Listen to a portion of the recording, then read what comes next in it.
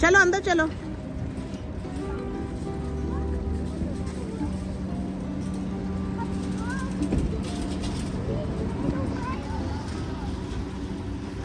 अस्सलाम वालेकुम my YouTube family, कैसे हैं आप सब लोग। वेलकम करती हूँ आपको अपने नए व्लॉग में और अल्लाह ताला से दुआ करती हूँ कि आप लोग जो भी हैं, जहाँ भी हैं, जैसे भी हैं, अल्लाह ताला हम सबको खुश रखे। अल्लाह ताला हमारा हामी नासिर और हमारी मुश्किलात को दूर फरमाए, आमीन सुम्मा आमीन। तो जी वीडियो स्टार्ट करते हैं। आज का vlog is about my shopping at Sam's club. Sam's club जो है ये भी अमेरिका में एक होलसेल स्टोर है, काफ़ी बड़ा, और किसी स्टेट्स में छोटा है, किसी में बड़ा, लेकिन अच्छा खासा बड़ा होता है।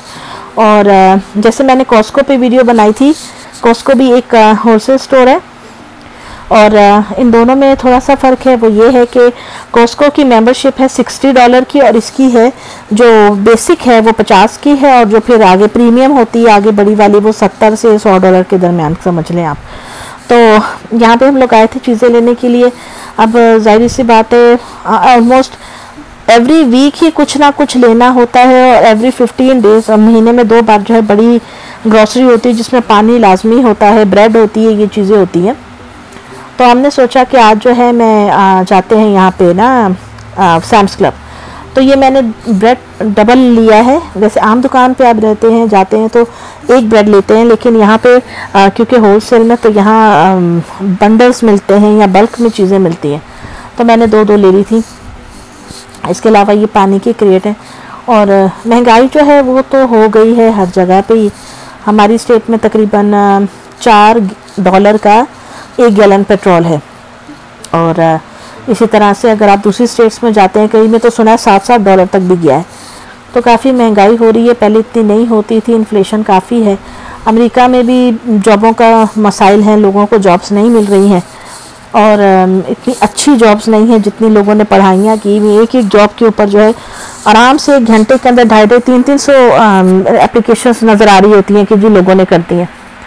जैसे आप चाहते हैं ना लिंक्डइन के ऊपर एक अकाउंट होता है, बनाते हैं अपना जॉब के लिए, तो यकीन करें अप्लाई कर कर के बंदा मर जाता है लेकिन जॉब मिलने का नाम नहीं होता है।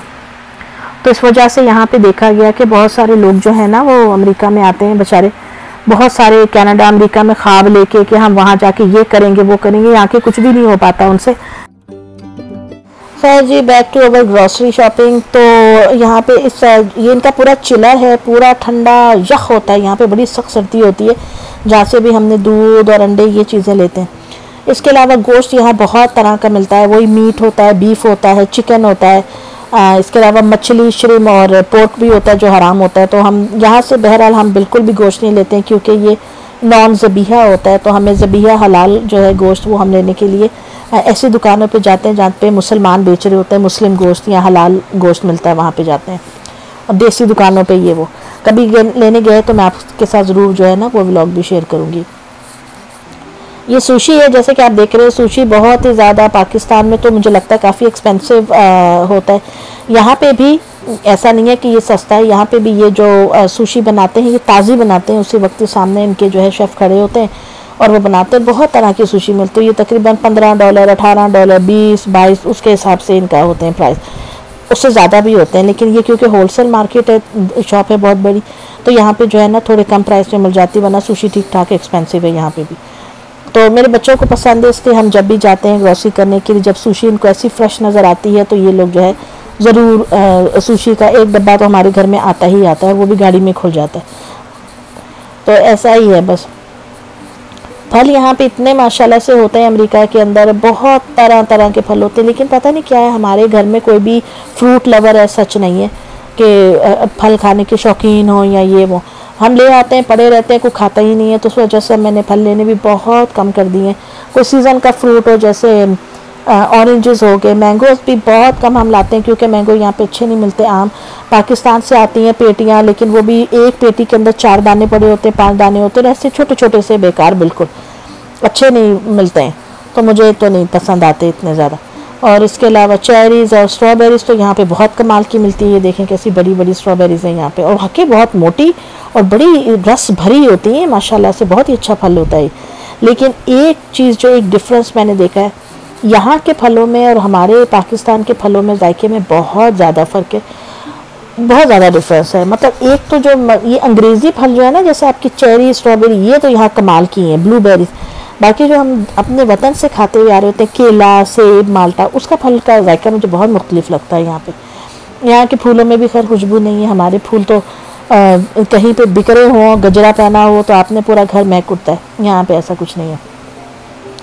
लेकिन ये अब देख लें आप, जो है हमने ग्रॉसरी कर रहे हैं, साथ में मेरे बच्चे हैं।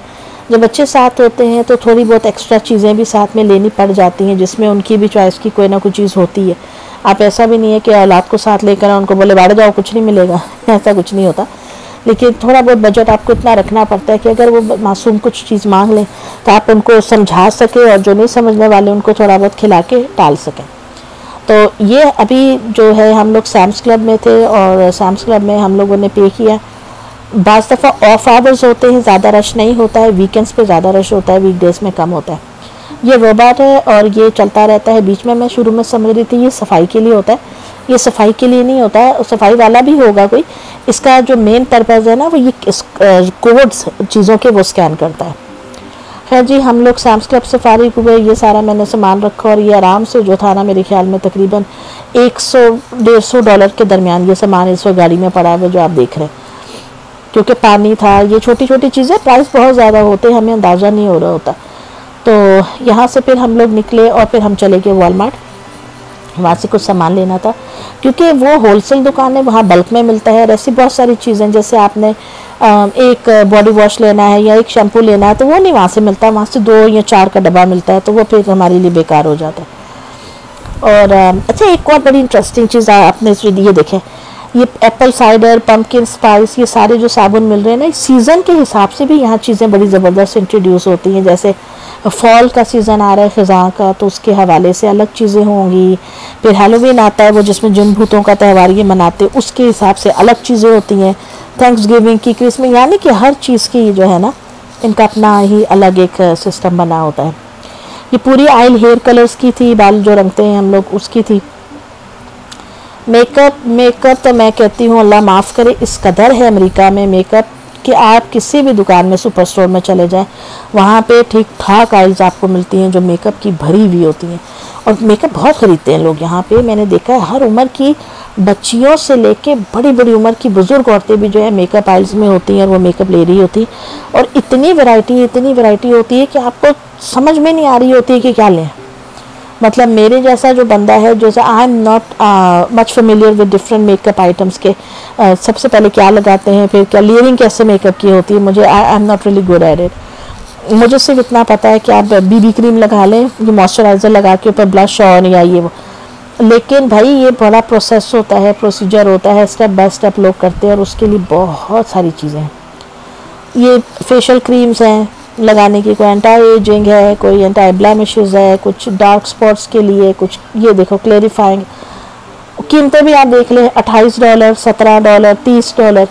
तो जब ऐसी चीज़ें आप लेने जाते हैं ना, तो फिर इंसान सोचता है कि नहीं यार, ये बहुत ज़्यादा बजट पे हैवी पड़ जाती है ये चीज़। मतलब आप एक छोटी सी क्रीम $30 की ले रहे हैं, $30 की, तो वो जो है ना इतना आसान नहीं होता है फिर आपके लिए वहाँ पे डिसाइड करना, जबकि आपके घर में सब लोग कमाने वाले ना हो। जैसे हमारी फैमिली के अंदर हम 5 लोग हैं, मैं, मेरे हस्बैंड और 3 बच्चे। तो मेरे husband is the only one who is doing job, तो ही इज़ अर्निंग फॉर अस। तो मैं जॉब नहीं करती हूँ, मैं एक स्टूडेंट हूँ और एक हाउस वाइफ हूँ, एक माँ हूँ। तो फिर हमारे लिए थोड़ा सा ना ये बैलेंस करने के लिए मुझे ज़रूरत पड़ती है कि मैं बहुत ही ज़्यादा वे ओवर जाके अपनी ज़ात के लिए चीज़ें नहीं खरीदती हूँ। मेरे हस्बैंड हालांकि मना नहीं करते, लेकिन मैं काफ़ी हद तक कंट्रोल कर लेती हूँ उससे, क्योंकि मुझे अच्छा नहीं लगता। एक अंदर एक आपकी गिल्ट होता है कि नहीं यार, एक बंदा इतना हार्ड वर्क कर रहा है और हम उसको कैसे पैसे को जाके इस तरह उड़ाते फिरें। तो बस यही होती हैं बातें जो इंसान, अच्छा उम्र के साथ साथ हम सब ये बातें सीखते हैं। जब हम छोटे होते हैं या अपनी मतलब कहना चाहिए भरपूर यंग एज में होता है, हम पे जिम्मेदारियाँ नहीं होती ना, तो हमें ऐसे लग रहा होता है क्या है, दिला देना चीज़ इतनी तो महंगी नहीं, ये हमारे लिए इतना नहीं कर सकते। लेकिन जब हम बड़े हो जाते हैं, जब हम मैच्योर हो जाते हैं, जब हम एक फैमिली यूनिट का हिस्सा होते हैं, या हमारे पर जिम्मेदारियाँ होती हैं, या हम उन हालात को समझ रहे होते हैं जो हमारे बच्चे नहीं समझ रहे होते, तो फिर ऐसा होता है कि उनको समटाइम्स सेटिस्फाई करने के लिए, उनकी ज़रूरत को पूरा करने के लिए हम बहैसियत माँ बाप के अपनी बहुत सारी ख्वाहिशात को मार लेते हैं कि नहीं यार छोड़ो, हमने तो क्या करना है, बच्चों को दिला देंगे, उनके काम आ जाएगा। तो दोस्तों, आप में से कौन कौन मेरी इस बात से इत्तेफाक करते हैं, कौन कौन अग्री है मेरे इस पॉइंट ऑफ व्यू से, मुझे आपने कमेंट बॉक्स में ज़रूर बताना है। और इसी कमेंट के साथ मैं लूँगी आपसे इजाज़त, और आपने वीडियो को लाइक एंड सब्सक्राइब करना नहीं भूलना है। Your support means a lot to me. और वीडियो को शेयर भी कीजिएगा, और मिलूँगी आपसे इंशाल्लाह ताला नेक्स्ट वीडियो में। तब तक अपना ख्याल रखिएगा, दुआ में याद रखिएगा, और कोशिश करें कि अगर किसी का भला नहीं कर सकते तो बुरा भी ना करें, और अपने आप को ऐसा बनाएं कि हर कोई आपके लिए दुआगो होता रहे हमेशा। मुझे भी दुआ में याद रखिएगा। फिर मुलाकात होगी दोस्तों। अल्लाह हाफिज़।